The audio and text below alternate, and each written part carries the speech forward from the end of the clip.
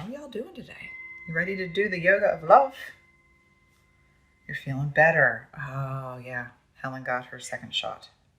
Hello, Rhonda. Stiff lower back. All right, sounds good. Hey, Diane. So we're going to be reading from, hello, Anne. And I think I already said good morning to Ivy. Hello, Ivy. We're going to be reading from a book called Hold Me Tight, which is by Dr. Sue Johnson. She's pretty amazing. Very, very interesting. So we're going to be talking about the yoga of love. And we're really going to be opening up the Anahata Chakra. Hello, Mags. And just, exploring our relationship with love, especially how it shows up, if we're in a relationship with a significant other, seeing how it shows up there. So I'm going to read to you from this book. And again, this is Hold Me Tight by Dr. Sue Johnson. I'm going to read just for a minute, and then we'll get started with our flow. And Sue Johnson says that when relationships fail, it's not increasing conflict that is the cause. It's decreasing affection and emotional responsiveness.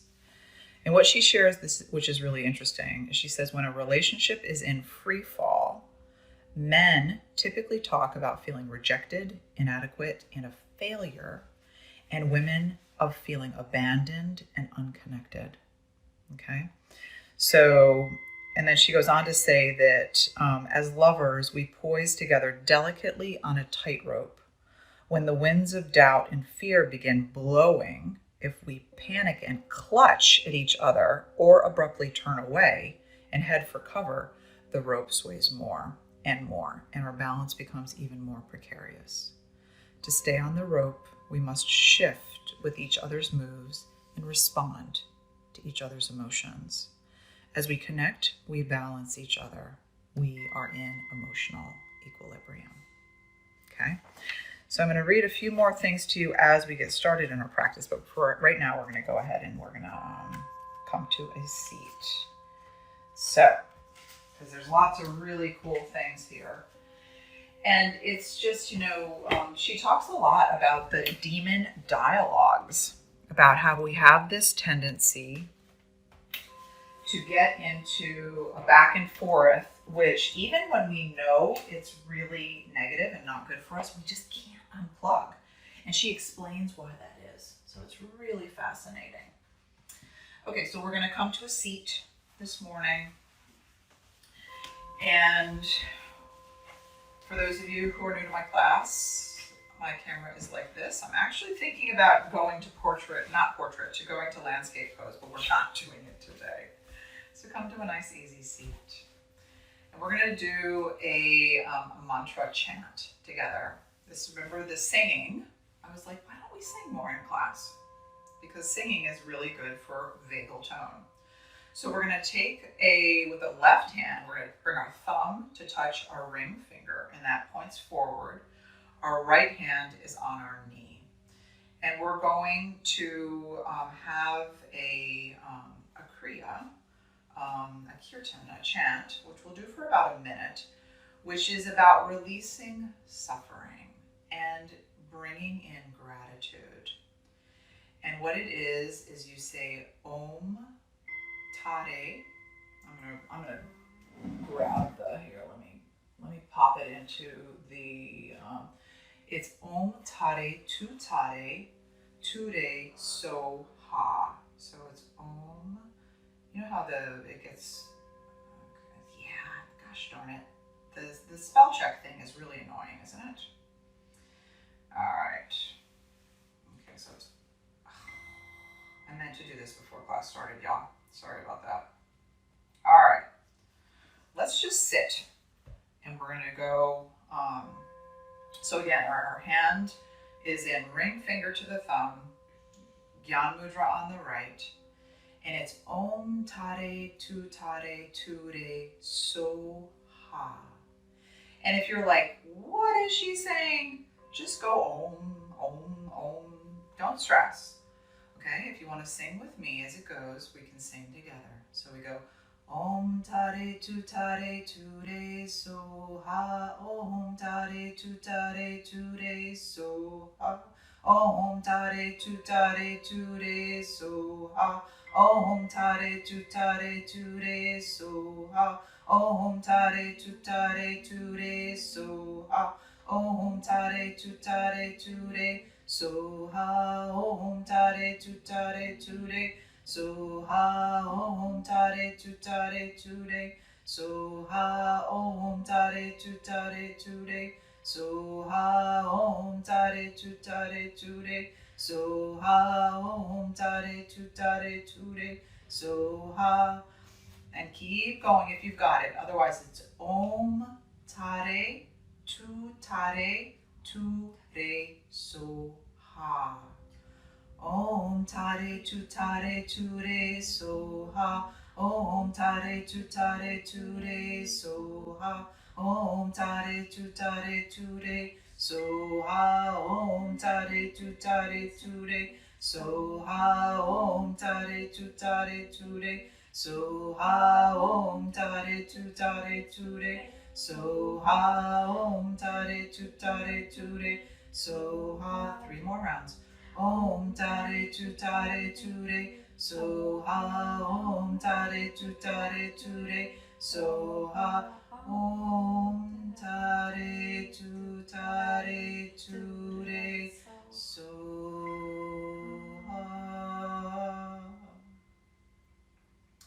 And then release the hands to heart space. And breathe into the heart center, feeling yourself here. Feeling yourself in this moment, feeling your heart, connecting to the heart. Remembering that singing is very good for the vagus nerve, any kind of singing. Breathing here. And then let's rub our hands rapidly together. This is stimulating for the Untitled Chakra, the heart.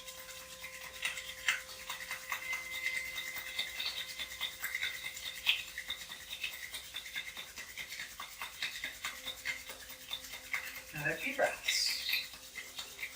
And then plug the hands into the earth. And this is a really releasing pose for the Svadhisthana chakra, our second chakra. So we're going to lean forward. Our legs are in Sukhasana, okay? And we're plugging our hands into the earth. Nice long spine. And we're looking down pretty much right between our hands. So we're going to do a variation of breath of fire in this pose, okay? So I always jokingly say, this is like when I sound like a pharmaceutical commercial. If you have high blood pressure, if you're pregnant, if you have glaucoma, if you have any intracranial pressure issues, breath of fire is not for you. If you're on the first 2 days of your cycle, breath of fire isn't so great. So if any of those things are part of you, then just plug your hands into the earth and just take a nice Ujjayi breath. Remember, 4 breaths in, 6 breaths out, okay? For the rest of us, we're going to take an inhale, and then we're going to exhale out 7 times. So it's going to be and we're going to breathe through our mouths. So we're inhaling, and then we're squeeze it out. This is like Carl Stout, right? Carl Stout with a kick. So the hands are really plugged in.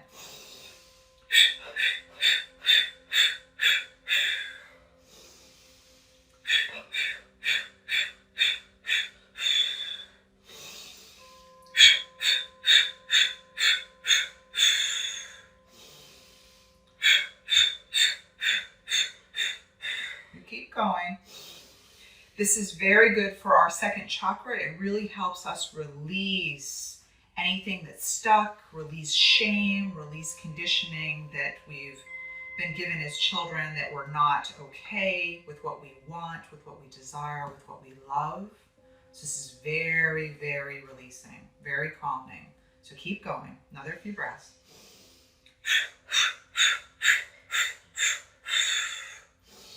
7 exhales.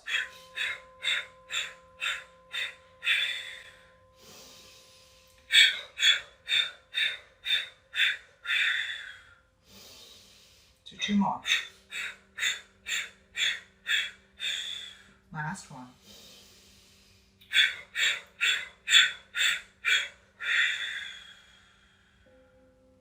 Come up to a seat. Nice tall spine. Back of the hands are on the knees, palms open. Close the eyes, roll the eyes up and in. Sambhavi Mudra. And feel into the body.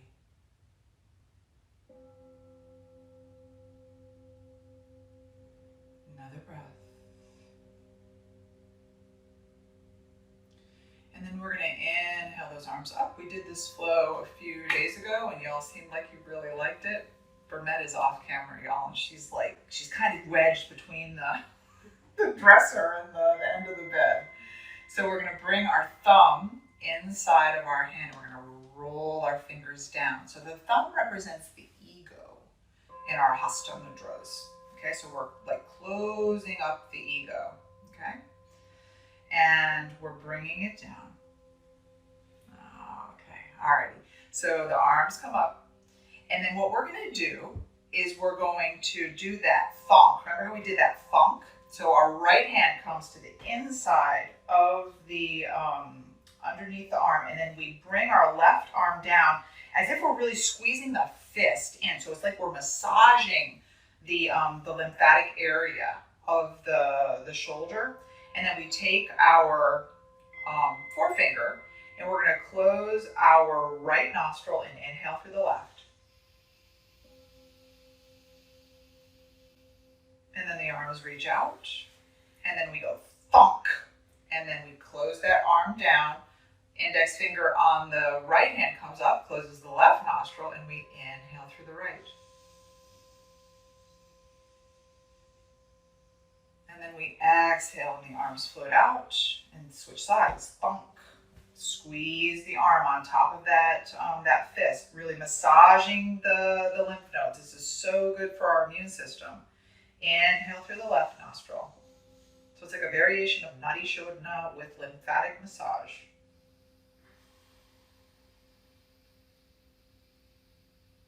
And then the arms reach out, and then thunk. So you're not hurting yourself, but it's a bit of it's a true connection. You're connecting. It's like a kind of a thunky massage. So we're inhaling to the right. And then we exhale, arms go wide, and switch sides.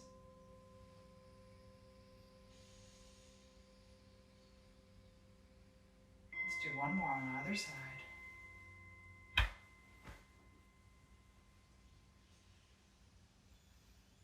Eyes are rolled up and in Sambhavi Mudra. Arms float out. Inhale the left.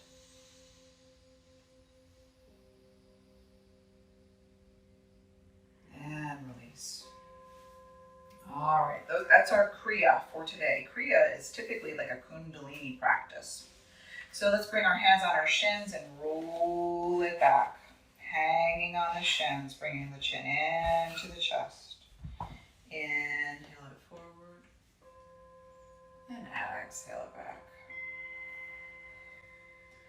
Inhale forward. And exhale, come on to the back body. And let's rock and roll. So lifting the hips up and just rocking and rolling on your mat. Having that, I just got a little snap. The vertebra going back into place. So having this feel good on the body. Rocking and rolling.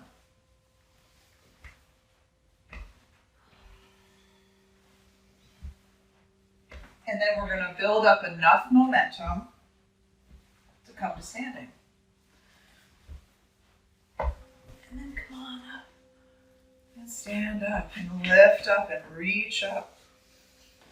Hands to the heart space. And let's inhale those arms out and up again. Reach up. Come up onto the balls of the feet. And then settle down. You're still up on the balls of the feet, and we're going back into drinking bird. So the arms go back like wings. You're still up on the balls of the feet. Good balance. And then settle those heels down and stretch up, lift up, and arch over. Doesn't matter which direction. Inhale, lift. Other way. Inhale, lift up. Come up onto the balls of the feet and come back into drinking bird. So you're on the balls of your feet, your arms are back. Breathing here. Another breath. And settle those heels down. Wow! I almost fell over. Reaching up and arch it over.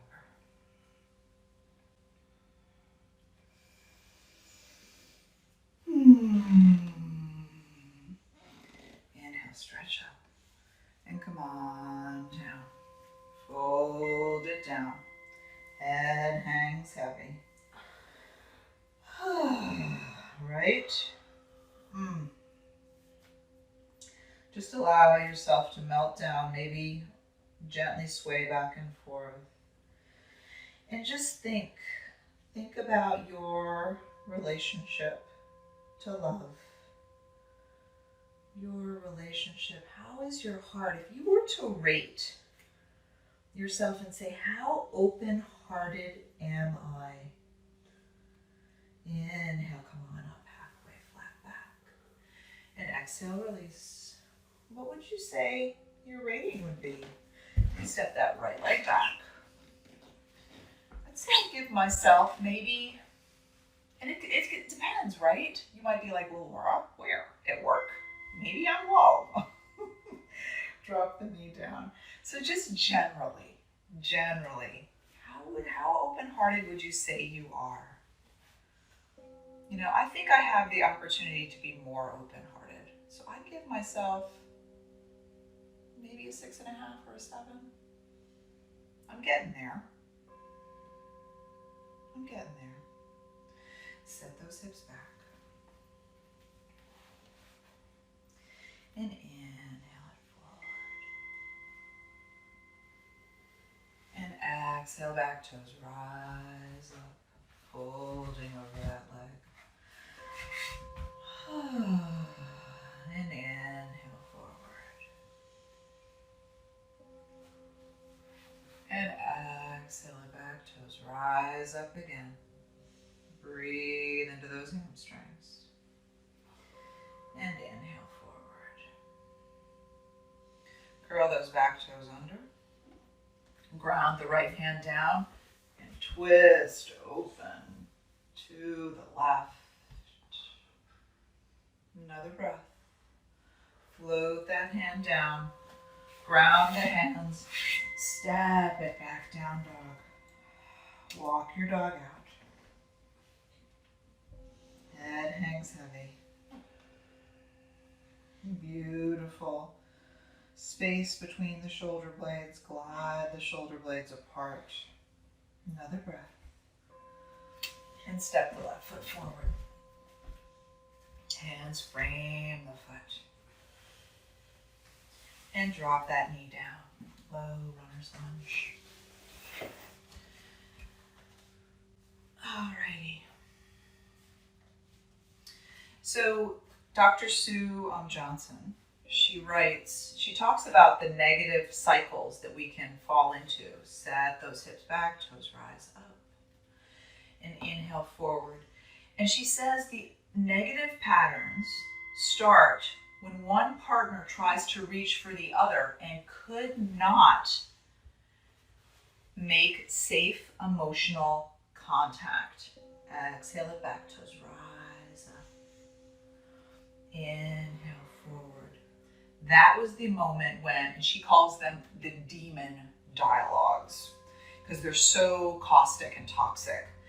The right hand comes down and the left arm floats up. What the heck, man? We did it twice on the same side. Did we not? We did. Ah! Curl the back toes under and step it back. Step the right foot forward. Drop the knee down. Oh, we'll just do it. We'll just do it extra long on this side. Alrighty, so let those hips relax down. Release down. Okay. And the thing, there can be this cycle, letting the hips release, and then set the left hips back, the right toes draw back, hips come back, folding over that right leg. So right leg is forward, and inhale it forward. There can be this kind of cycle where, often, the woman, doesn't feel like she's getting the connection she needs from the man. And she starts reaching out in fear and possibly being, angry or causing this kind of like a tension between them, and the man withdraws. And it just becomes this vicious circle, right? And the man can sometimes, and I'm stereotyping here, but this is often the way it plays out, the man can say that there's almost like an irrationality, because he's like, everything's fine, what is the problem? He doesn't understand, where her anxiety is coming from. And left hand comes down, right arm reaches up, twists up, and bring the hand down. And we're going to bring those hips back again. Since we did a double side on the left, we'll do a double side on the right. Float those toes back. She writes, the powerful emotions that come up are anything but irrational. They make perfect sense. Bring those toes back, bring the hips back. And come on forward. Partners acted like they were fighting for their lives in therapy because they were doing just that. Left hand comes down, right arm reaches up, twists up. And she talks about, and we'll talk more about this tomorrow in our yoga of trust, the fact that, float the hands down. We are wired. Our brains are wired. Bring that right knee back. Knees under hips, hands under shoulders. Let's lift into our cow. We are wired to look for connections where we feel safe, where we feel like, okay, this person gets me and they've got my back. Because that's part of our survival mechanism, right? It's part of the way, we feel safe in the world. So Dr. Johnson goes on to write, isolation and the potential loss of loving connection is coded by the human brain into a primal panic response. So if you've ever had a moment where, you've been in conversation with your partner and they've made it out like you're irrational or you're overreacting or whatever, that's not true. It's not true. Now, there are definitely constructive ways to go about conflict and not so constructive ways, right? Inhale, lift. And then widen those knees, touch the toes, sit back, child's pose, come on down. And breathe here. Breathe and feel into the body. And again, connect to the way that you show up. Maybe if you have a relationship with a significant other, maybe the way you show up in that relationship. How open-hearted are you? Breathing here.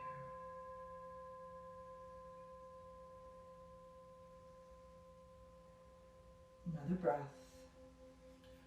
And then plugging the hands into the mat. Curl the toes, lift the hips, down dog. And as I've said to you all, I love that we do this work on the mat because it brings a somatic experience to these internal dialogues. Breathing into your down dog and then float that right leg, back it up, stretch it up, reach it up, roll the foot on the ankle, and step it forward. Going into a little bit of standing flow. So lifting up into your Virabhadrasana 1.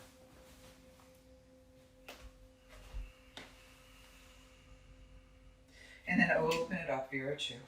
So longer stance, hips are now open to the long edge of the mat. Keeping that knee right over the ankle, shoulders down the back. Make sure that you're not rolling onto the inner ankle of the left foot. Keeping the long edge of the foot grounded down.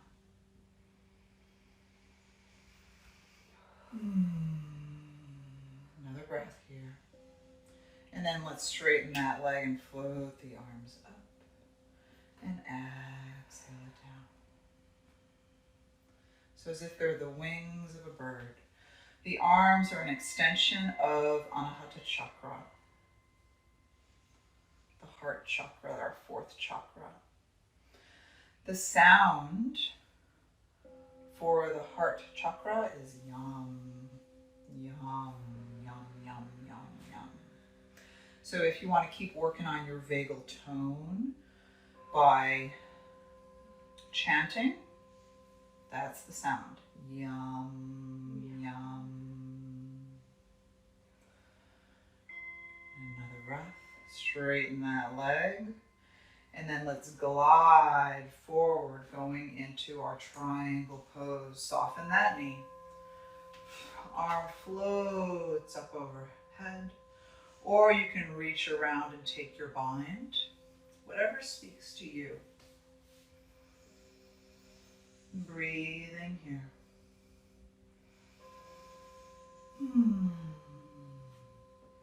Another breath. And then float that arm up. Reach up.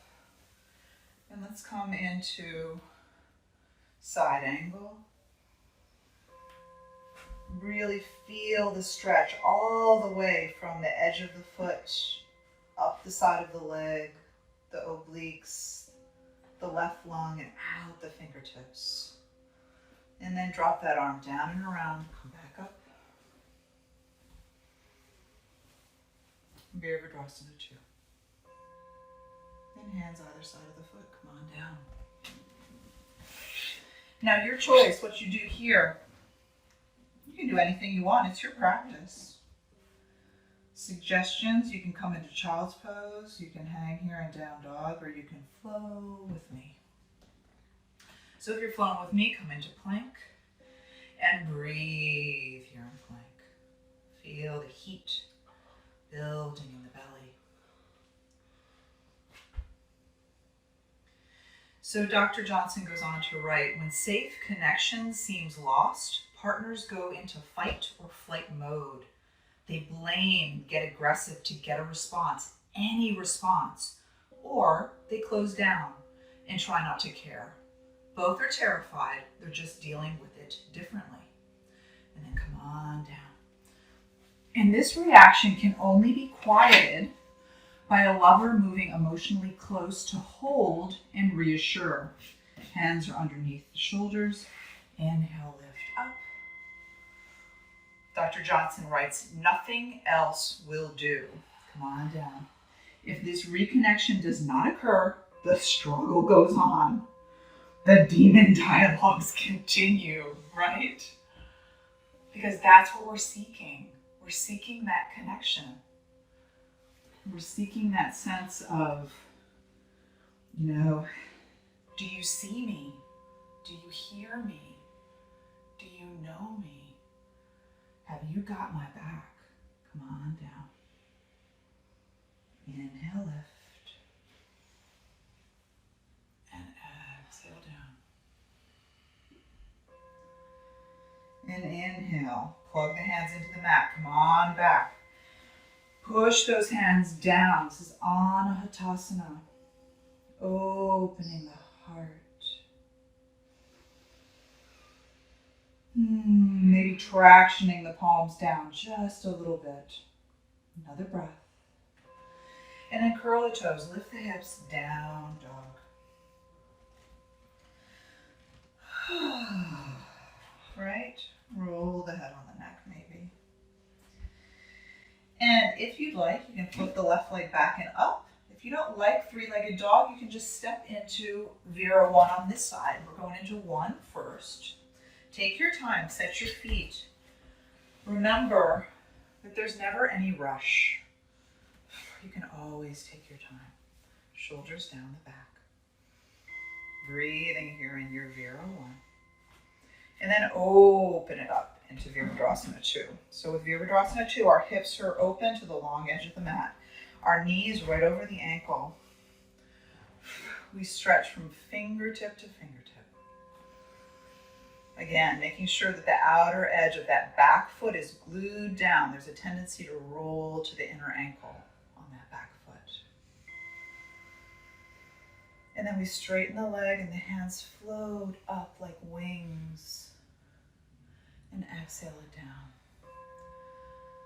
So again, thinking about your heart. What do you need to feel safe to open your heart?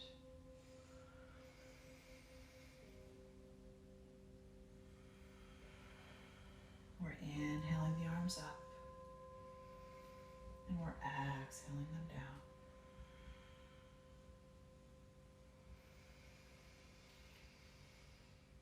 And then come back into your Vera 2. And straighten that leg.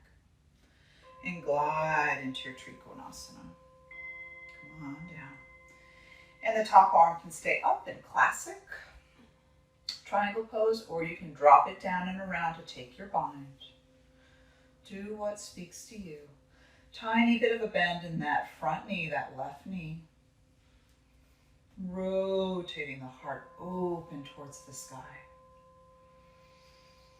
Opening your heart. Opening your heart. Blossoming your heart open. And then float that arm up. And bend that front leg, Virabhadrasana 2. And take side angle.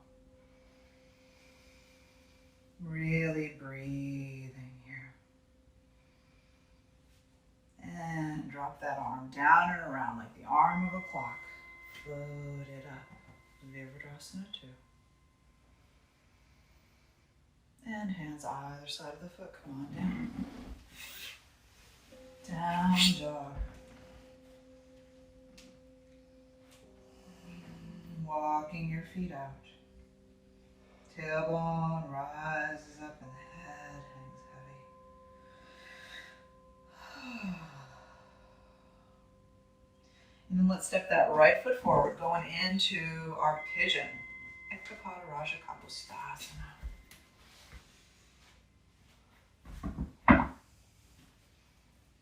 So beautiful, open heart. And then come on down. So remembering that you can use your block under your forehead. You can turn it any way that you'd like. It's really sweet to have pressure on the third eye, Ajna Chakra. So right between the eyebrows. Have the head beyond the block. Or if you can bring the head all the way down, that's brilliant as well.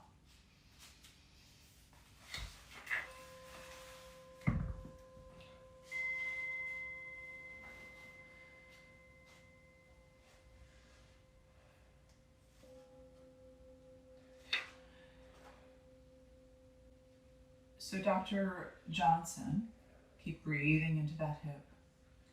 She says, in moments of safe attunement and connection, both partners can hear each other's attachment cry and respond with soothing care, forging a bond that can withstand differences, wounds, and the test of time.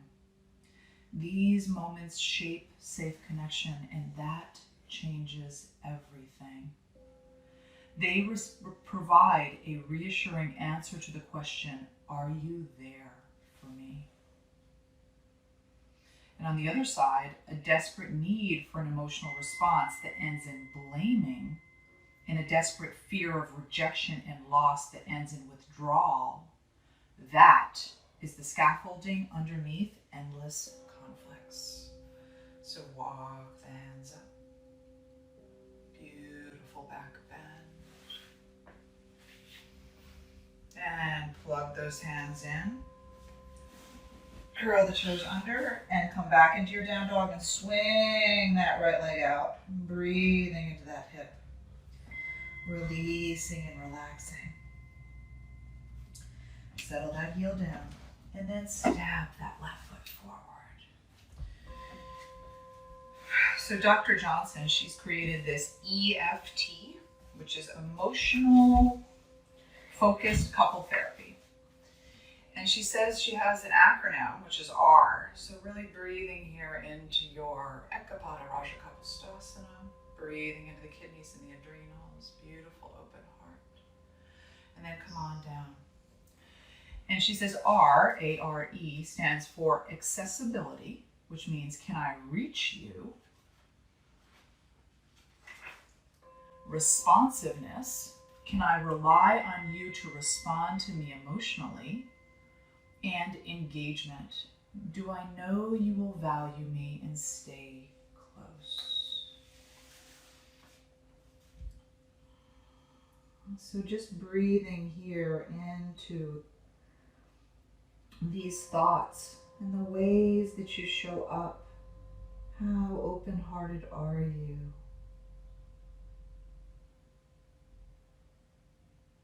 How accessible, responsive, and engaged are you in your relationships? Another breath. And then float those hands up. Because those are the things at the heart of our problems. Not the conflict itself, but the way we deal with the conflict. Walking it back. Head hangs heavy. Settle those heels down. Plugging the hands in.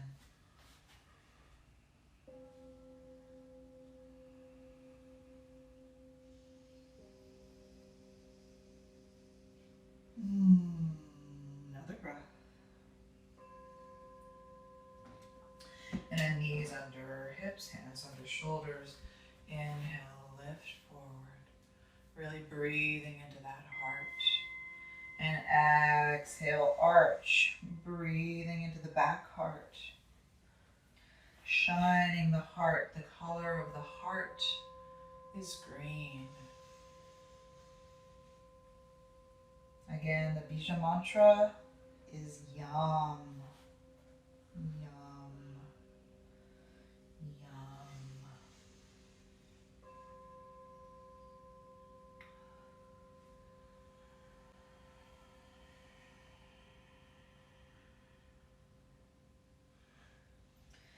And curl the toes under, knees under hips. Reach back. Catch the toes so that the toes are on the mat. Lightly gripping the soles of the feet. And then rock forward onto the top of the head with the lightest contact of the top of the head, the crown, touching the earth. Opening the back heart. This is rabbit. And rabbit's so good to open the heart. Breathing here, breathing. Another breath. And release down. And roll down. And come on to the back body. And we'll go into bridge pose. Setu Bandha. So coming back, grabbing your block. So you can go into supported bridge if you have a block. If you don't, no worries. It's just going to be a little bit more work for you. Oh, there we go, Carla. I love it. Carla put in the chant. Thank you.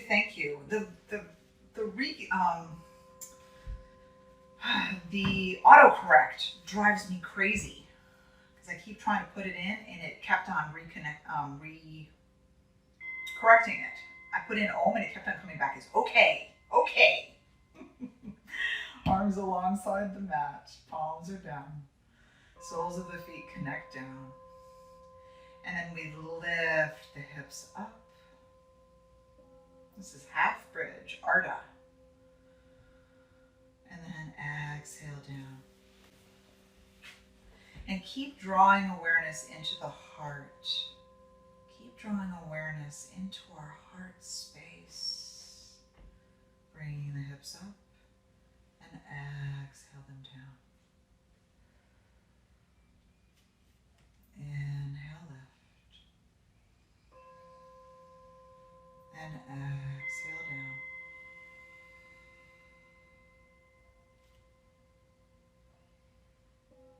Feeling your heart blossoming open. Again, the color is green, and you can envision, just like the blessing of the energy centers, remember that? As if we have this beach ball of energy at the heart space that's green, a beautiful emerald green, and see it expanding beyond the body, into the pranamaya kosha, our energetic body, expanding bright.